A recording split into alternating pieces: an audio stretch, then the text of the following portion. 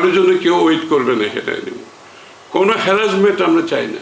যারা সরকারকে যেই করের মাধ্যমে সরকার দেশ পরিচালনা করে তাদেরকে আমরা প্রোটেক্ট করতে হবে।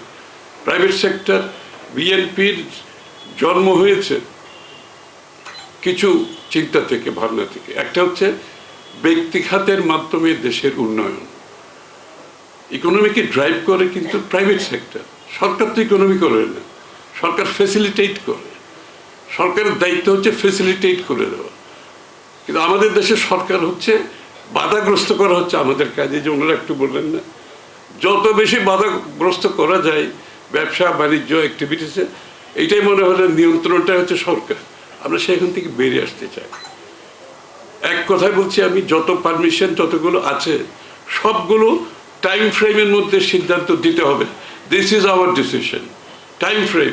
আলম চৌধুরী সাহেব বলছেন ওনার কি মিউটেশনে, আরেকজন বলবে আমার লাইসেন্সে, আরেকজন বলবে আমার ইলেকট্রিক বিল দিতে, আরেকজন বলবে আমার পাসপোর্ট দিতে।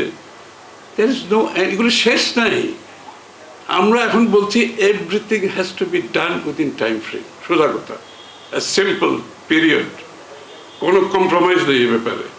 এবং 18টা 19টা 20টা পারমিশন লাগুক, একটা পয়েন্টে অ্যাপ্লাই করবে, সেই পয়েন্ট থেকে সে ফোকাল পয়েন্ট সবাই বলবে যে এই অ্যাপ্লিকেশন তুমি 1 সপ্তাহের মধ্যে ক্লিয়ার করো, উইদিন এ উইক ক্লিয়ার করতে হবে।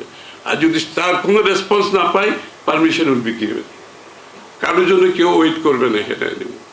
কোনো হ্যারাসমেন্ট আমরা চাই না। ব্যবসায়ী না, বাংলাদেশের নাগরিকের কোনো হ্যারাসমেন্ট। এটা তো সরকারের দায়িত্ব হচ্ছে নাগরিকের লাইফ ইজি করা, ফেসিলিটেট করা, স্বাচ্ছন্দ্য আনা নাগরিক জীবনে। সুতরাং যত রেগুলেশনে মানুষের জীবনে বাধাগ্রস্ত করছে বর্তমানে, আমরা we are going for total deregulation.